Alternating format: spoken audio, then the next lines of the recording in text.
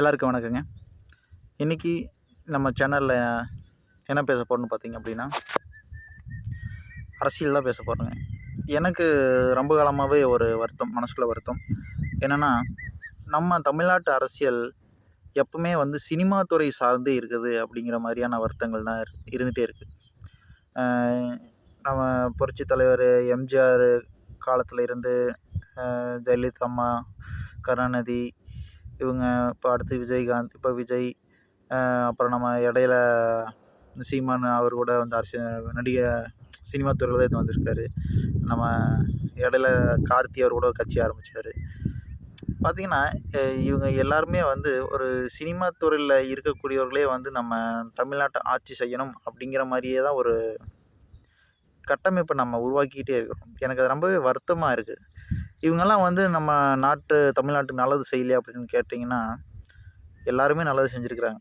நான் இல்லைன்னு சொல்லலை. இன்றைக்கி தமிழ்நாடு இந்த அளவுக்கு ஓரளவுக்கு வளர்ந்துருது அப்படின்னாலும் இவங்களோட பங்களிப்பு இல்லாமல் நம்ம வந்து தமிழ்நாடு ஒரு முன்னுதாரணமான ஒரு மாநிலமாக வந்து உருவாகி இருக்காது.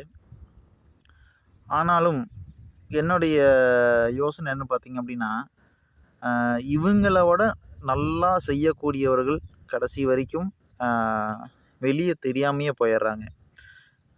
பார்த்திங்க அப்படின்னா, பொது தொண்டு செய்யக்கூடியவங்க அவங்க ஃபேமிலியெல்லாம் விட்டுட்டு, ஃபேமிலிக்கு எதுவுமே செய்யாமல் மக்களுக்காக செய்யணும்னு நினச்சி தன்னோட வாழ்நாளில் இளமை பருவத்தில் ஒரு 20 வயசு ஒருத்தவங்க வெளியே வந்து பொதுமக்களுக்காக செய்யணும்னு ஒருத்தவங்க வர்றாங்க. அவங்க சாகிற வரைக்கும் கடைசி வரைக்கும் கஷ்டப்பட்டுட்டு சாகும்போது பார்த்திங்க அப்படின்னா, அவரோட இறப்புக்கு கூட பெரும்பான்மை யாரும் போகாத சோகமான சூழல்கள் எல்லாமே நடந்திருக்குது. இப்போ பார்த்தோம்னா, நம்ம தமிழ்நாட்டு மக்கள் மேலே தான் நான் குத்த சொல்லுவேன். இப்போது நம்ம ஒரு இடையில கூட ஓடாந்துறை ஊர் நினைக்கிறேங்க. சரி, அந்த ஊர் பேர் ஞாபகம் இல்லை. அந்த ஊருடைய பிரசிடெண்ட் பார்த்திங்க அப்படின்னா, அந்த ஊருக்கு தேவையான எல்லா மின்சார வசதியும் சோலார்லேயே கொண்டு வந்து கொடுத்துருக்காரு. ஆனால் அந்த பகுதி மக்களே வந்து அவர் தோற்கடிச்சிருக்கிறாங்க. அது வேறு கதை. ஸோ அந்த மாதிரியான ஆட்களெல்லாம் வந்து நம்ம ஒரு வேளை தமிழ்நாட்டுடைய மின்சாரத்துறை அமைச்சராக ஆக்கியிருந்தோம் அப்படின்னா, ஒரு ஊருக்கே வந்து ஒரு மின்சாரத்தை சோலார் மூலியமாக உருவாக்கக்கூடிய அளவுக்கு அவருக்கு கெப்பாசிட்டி இருக்குது. ஒரு ஊரையே ஃபுல்லாக ஓலக்குடிசையில் இருந்தவங்களை பூரா காங்கிரீட் வீட்டில் உட்கார வச்சுருக்காரு. இந்த அளவுக்கு திறமையான ஒரு மனிதரை நம்ம வந்து ஒரு மின்சாரத்துறை அமைச்சர் ஆக்கியிருந்தோம் அப்படின்னா, இன்றைக்கி நம்ம தமிழ்நாட்டில் வந்துங்க எல்லாத்தோட வீட்லேயும் வந்து சோலார் சிஸ்டம் இருக்கும். யாருமே வந்து மாதமான கரண்ட் பில் கட்டணும் அப்படிங்கிற ஒரு நிலைமையில் இருந்திருக்க மாட்டோம். இப்போ நம்ம இடையில பார்த்தோம் அப்படின்னா, இன்னொருத்தர் கூட சொல்லலாம். நம்ம டிராஃபிக் ராமசாமி அப்படின்னு ஒருத்தர் இருந்தார். யோசிச்சு பாருங்கள், நம்ம வந்து ஜெயலலிதா முன்னாள் சிஎம் ஜெயலலிதா அவங்கள வந்து நம்ம பேர் சொல்லி கூட கூப்பிட முடியாது. ஆனால் ஒரு மனுஷன் தைரியமாக பேர் சொல்லி கூப்பிட்ற அளவுக்கு ஒரு தைரியமான ஆளாக இருந்தாருன்னா ஒரு டிராஃபிக் ராமசாமி தான் சொல்லலாம். அவரும் கடைசி வரைக்கும் டிராஃபிக்கு, ரோடு சிஸ்டம் இதெல்லாம் நல்லா இருக்கணும் அப்படிங்காக போராடினவர். ஒருவேளை அவரை வந்து ஒரு போக்குவரத்துறை அமைச்சர் ஆக்கியிருந்தோம் அப்படின்னா, இன்றைக்கி நம்ம ஊரில் வந்து ரோடு ஃபெசிலிட்டி வந்து நல்லா இருந்திருக்கும். எங்கேயும் குண்டு குழி இல்லாமல் இருந்திருக்கும். ரோடு தரமான ரோடாக போடப்பட்டிருக்கும். ஒழுங்கு நடவடிக்கைகள் நிறையா இருந்திருக்கும். வேறு மாதிரி இருந்திருக்கும் இல்லைங்களா? நம்ம அந்த மாதிரி ஒரு மனிதரையும் நம்ம தவற விட்டுட்டோம். அடுத்தது பார்த்திங்கன்னா, நம்ம சகாயம் ஐஏஎஸை சொல்லலாம். ஒரு மனுஷன் நேர்மையாக இருந்ததுக்காக வாழ்நாள் முழுசு தினம் ட்ரான்ஸ்ஃபர் ஆன ஒரு மனுஷன்னு சொல்லலாம். அவர் நம்ம சகாயம் அவரை சொல்லலாம். அவர் மாதிரி நிறையா மற்ற ரீதியான பிரச்சனைகள் இருந்தாலும் ஒரு நேர்மையான ஒரு மனுஷன் இல்லையா? ஒரு கலெக்டராக இருந்துட்டு அவர் நினச்சிருந்தாருன்னா மிகப்பெரிய பங்களாவில் ஜம்முன்னு ஒரு வாழ்க்கையை வாழ்ந்துருக்கலாம். ஆனால் டெய்லி ட்ரான்ஸ்ஃபர் எப்போ நடக்குதுன்னு தெரியாமல் உயிரை பணயம் வச்சு குவாரியெல்லாம் பார்த்தவரை நம்ம ஒரு லஞ்ச ஒழிப்புத்துறையில் ஒரு மிகப்பெரிய ஒரு உயர் அதிகார பகுதியில் அமைச்சரவையில் இருந்தாருன்னா, இன்றைக்கி லஞ்ச ஊழல் இது இல்லாமல் நம்ம ஒரு அரசாங்கத்தை நம்ம நிறுவியிருப்போம். நம்ம வந்து இன்றைக்கி விஏ ஆஃபீஸ் போனாலும் சரி, எங்கே போனாலும் சரி, நம்ம கொடுக்க வேண்டியது கொடுத்தா தான் வேலையாகுது. இந்த மாதிரி விஷயங்கள் எல்லாம் நடக்காமையே இருந்திருக்கும் இல்லைங்களா?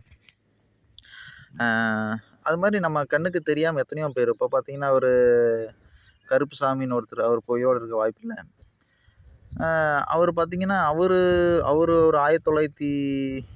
40ல் பிறந்திருப்பாருன்னு நினைக்கிறேன். அந்த டைம்லேயே ரேடியோவில் வந்து மரங்கள்லாம் இல்லாதனால வந்து உலகம் அழிய போகுது அப்படிங்கிறதுக்காக அந்த காலகட்டங்கள்லேயே 2000 மரத்துக்கு மேலே ஊர் ஃபுல்லாக நெட்டி வளர்த்தி மிகப்பெரிய அவார்டெல்லாம் வாங்கினாரு. ஸோ அவரவே நம்ம வந்து ஏதாச்சும் ஒரு போஸ்ட்டுக்கு பயன்படுத்தி இருந்திருக்கலாம். இப்போ நம்ம விவசாயத்தில் நம்மாழ்வார் ஐயா பாருங்கள், கடைசி வரைக்கும் போராளியாகவே இருந்து செத்து போயிட்டார். இருந்தாலும் அவர் பேசின பேச்சுக்கள்னால தான் இன்றைக்கி நிறைய விவசாயிகள்லாம் ஒரு தன்னம்பிக்கையோடு இருக்கிறோம். ஸோ அந்த மாதிரி ஒருத்தர் வந்து நம்ம விவசாயத்துறை அமைச்சராக இருந்தால் இன்றைக்கி எத்தனையோ மனிதர்களுக்கு வந்து நோயாளியாக இல்லாமல் இருந்திருக்கும். உணவு தானே மருந்து, உடம்பே விஷமாயிருச்சு அப்படின்னா தன்னால் எல்லாமே நோய் தானே. ஸோ நம்ம வந்து எப்போவுமே சினிமா துறை சார்ந்து இல்லாமல் நமக்கு தெரிந்தவர்கள் இருக்கக்கூடியவர்கள் நம்ம போகணும். ஒரு சினிமாவில் நடிக்கிறவங்களுக்கு அவரை ஹீரோவாக காட்டுறதுக்கு பின்னால் 1000 பேர் வேலை செய்கிறாங்க. Cameraman, director, assistant, cameraman, producer, பணம் போட்டவங்க, அப்புறம் லோன் கொடுத்தவங்க, டீ குடிக்கிறவங்க, காஃபி கொடுக்குறவங்க, ஃபேன் பின்னால் பண்ணுறவங்க, எலக்ட்ரிஷியன், வேன் டிரைவர், இத்தனை பேர் சேர்ந்தா ஒரு ஹீரோ உருவாக்குறாங்க. அந்த ஹீரோ வந்து சொல்லிக் கொடுக்குற டைலாக் மட்டும் பேசிட்டு ஒரு 30-40 வருஷம் சினிமாக்காகவே வாழ்ந்துட்டு திடீர்னு நான் பொது வாழ்க்கைக்கு வர்றேன் அப்படிங்கிறப்போ அடிப்படையாக இருக்கக்கூடிய மக்களுடைய கஷ்டங்கள் புரிவதில்லை. அடிப்படையாக இருந்து வந்தவர் தான் நம்ம காமராஜர் ஐயாவை சொல்லலாம். அவர் வந்து ரொம்ப கஷ்டப்பட்டு வந்ததுனால தான் நம்ம மக்கள் வந்து இந்த கஷ்டப்படக்கூடாது அப்படிங்கிறதுக்காகத்தானே கடைசி வரைக்கும் மக்களுக்காகவே வாழ்ந்தார். அவர் அடித்தளம் போட்டு கொடுத்த அந்த கல்வியினால தான் இன்றைக்கி நம்ம ஜோகோ மாதிரியான ஒரு நிறுவனங்களை உருவாகியிருக்க முக்கியமான காரணம், அப்துல் கலாம் மாதிரியான ஒரு சயின்டிஸ்ட் உருவான முக்கியமான காரணம் அவர் போட்ட அடித்தளம் தானே. அடுத்தது பார்த்திங்கன்னா, இப்போது நம்ம எடப்பாடி ஐயாவை கூட சொல்லலாம். அதுக்காக நான் வந்து ஏடிஎம்கே ஓட்டு போடுன்னு சொல்ல வேணாம். இருந்தாலும் அவர் அடிப்படையில் கீழேருந்து வந்ததுனால, அவருக்கு விவசாய குடும்பத்துலேருந்து வந்ததுனால விவசாயத்தோடைய பிரச்சனை என்னென்னு தெரிஞ்சுது. ஏன்னா நான் அந்த ஒரே ஒரு விஷயத்தில் அவர் நேர்மையானவரோ நேர்மை இல்லாதவரோ அதை பற்றி நான் இங்கே பேசலை. ஆனால் ஒரே ஒரு விஷயத்தை யோசிச்சு பாருங்களேன்.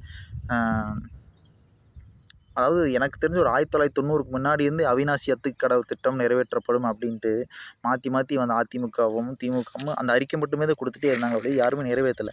ஆனால் இவர் வந்து இருந்து 3 வருஷமாக என்னமோ தான் இருந்தார். ஆனால் பார்த்திங்கன்னா ஊத்துக்குளிக்கு வடக்கு திசை எடுத்துட்டோம்னா அவங்களோட விவசாயம்லாம் பார்த்தோம்னா எல்லாமே வந்து மானாவாரி விவசாயம் தான். வருஷத்துக்கு ஒரே டைம் தான் கடலை போட்டு எடுப்பாங்க. அதுக்கப்புறம் விவசாயமே நடக்காதுங்க. அங்கெல்லாம் பார்த்திங்கன்னா காஞ்சு போய் கிடக்கும். அப்படியே நிலமெல்லாம் பார்த்திங்கன்னா அப்படியே பாலைவனம் மாதிரி இருக்கும். அந்த ஒவ்வொரு சீசனுக்கு மட்டும்தான் கொஞ்சம் பச்சை பசேல்னு இருக்கும். இன்றைக்கி அந்த அவிநாசி அத்திக்கடவு திட்டத்தை கொண்டு வந்து அங்கே இருக்க எல்லா குளங்களும், ஏரிகளும் எல்லா இடத்துலையும் தண்ணி நிறச்சிட்டாருங்க. நிறஞ்சதுக்கப்புறம் பார்த்திங்கன்னா இன்றைக்கி அங்கே எல்லாம் தென்னம்பிள்ளை வைக்கிறாங்க, பூ விவசாயம் பண்ணுறாங்க, வெங்காயம் போடுறாங்க, தக்காளி போடுறாங்க, தொடர்ந்து விவசாயம் பண்ணிகிட்டே இருக்காங்க. ஆடு மாடுகளும் நிறைய வளர்த்துறாங்க. ஒரு வளர்ச்சி பாதையை கொண்டு விட்டுருக்காரு. ஏன்னா அடிப்படையிலேருந்து வரக்கூடியவர் அது யாரை வேணாலும் இருக்கலாம். நான் வந்து எடப்பாடி மட்டும் எக்ஸாம்பிள் சொல்லணும் மட்டும் யாரை வேணாலும் இருக்கலாம். அவங்கெல்லாம் வந்து இப்போது கீழேருந்து மேலே வர்றதுனால தான் அவங்களுக்கு எல்லா விஷயம் தெரியுது. அதனால் சினிமாவை வர்றவங்கள பார்த்து ஓட்டு போடுங்க. இல்லை எனக்கு டிஎம்கே பிடிக்கல, ஏடிஎம்கே பிடிக்கல, நாம் தமிழரை பிடிக்கல, பிஜேபியை பிடிக்கல, விஜய் அவர்களை பிடிக்கல அப்படின்னு நான் நோட்டாக்கு போட போகிறேன் அப்படின்னா தயவுசெய்து நோட்டாக்கு போடாதீங்க. ஏதாச்சும் ஒரு சுயேட்சையாக ஒருத்தர் இருப்பார். அந்த சுயேட்சையாக இருக்கிறவர்களுக்கு ஓட்டு போடுங்க. மிஞ்சி போனால் ஜெயிக்க போகிறது கிடையாது. ஆனால் ஒரு மனசுக்குள்ளே நம்மளை நம்பி ஒரு 50 பேர் ஓட்டு போட்டிருக்காங்க அப்படின்னு ஒரு சந்தோஷமானாச்சும் தோற்று போவார். தோற்று போகிறத விட சந்தோஷமாக தோற்று போகிறது ஒரு பெரிய பாக்கியம் தானே. அந்த புண்ணியத்தையும் நம்ம செஞ்சு கொடுப்போம். நன்றி, வணக்கம்.